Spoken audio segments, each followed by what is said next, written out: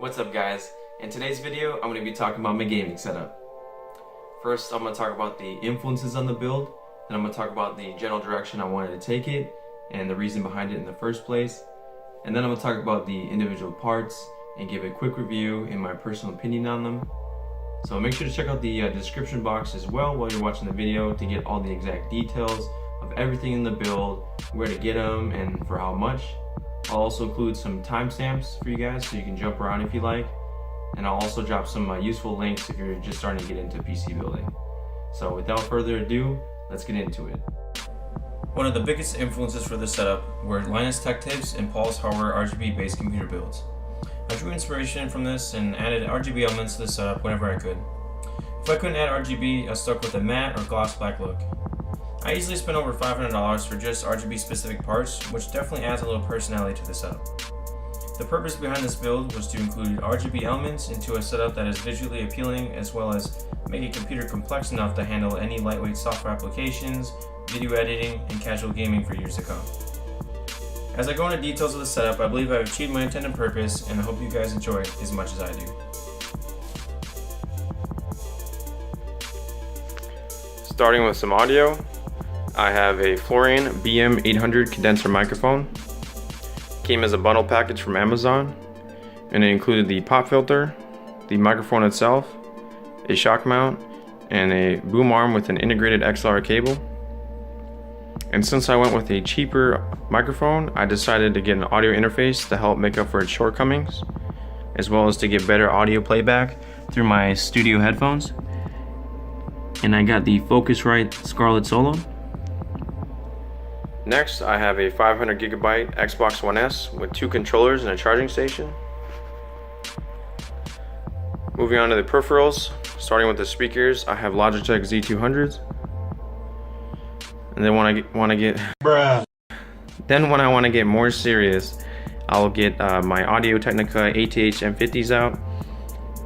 These things produce great quality. I've had these for about 6 or 7 years. And there's numerous reviews in the thousands, and they're really highly rated on Amazon. So I highly encourage you guys to pick up some of these if you're really serious about listening to some high quality audio.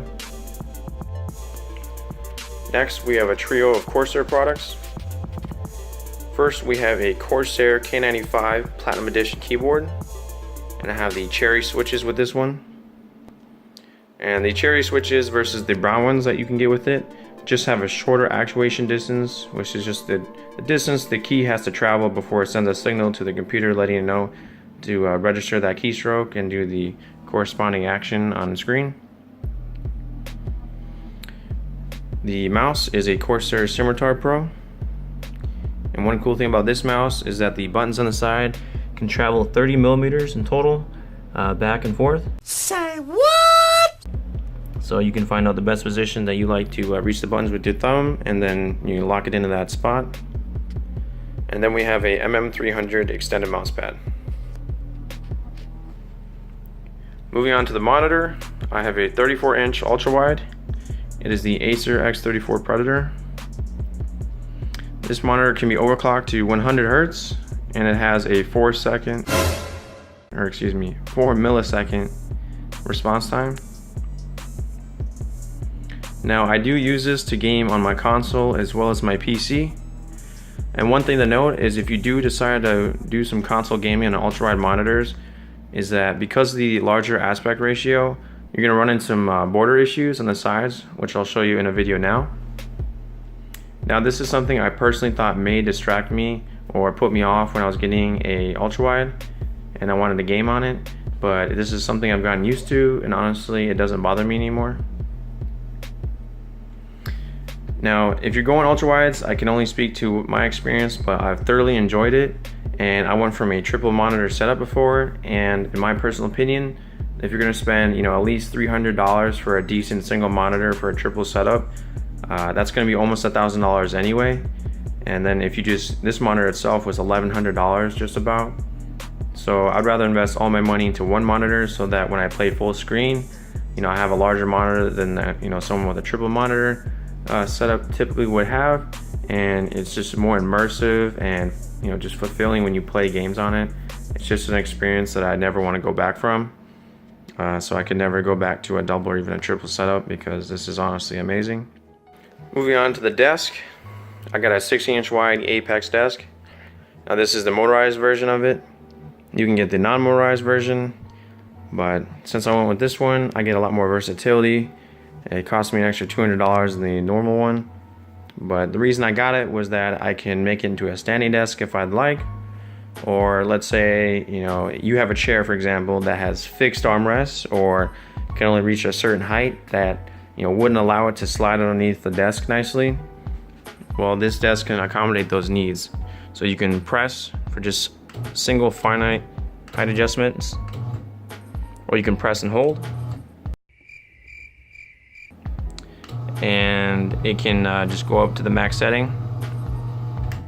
But I won't let it go there because it'll take some time. It takes about 20 or so seconds, but yeah, a lot of versatility with the desk. It's something that I really like, and it's also black to help match the theme that I have going on. Moving on to the chair, I have a Formula Series DX Racer. It costs about $290, so it's pretty expensive, but it's a very high quality chair and it's very comfortable. And over many hours of gaming and just working on my computer, I found it to be very comfortable and there's no strain on my back. So I highly recommend investing in a good quality chair, whether it's DX Racer or another one for your own setup. But personally, DX Racer works for me. Alright, moving on to the PC, last but not least.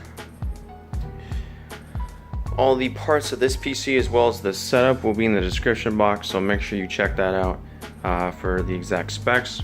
But I'm just going to go over a few of the main components.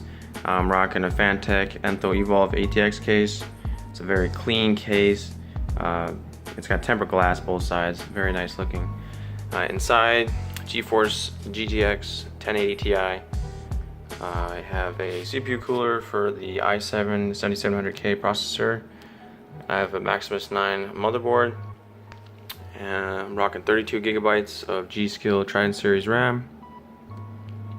And I got 6 fans in here, one 140mm exhaust fan, and then 5 120mm intake fans. 2 are front mounted with the radiator being kind of tucked away behind this front panel, and then I have 3 up top pulling air in from the top of the case. And I got a 750 watt EVGA power supply back there. It's kind of hard to see, but I enjoyed building it. It was really fun. It's beautiful.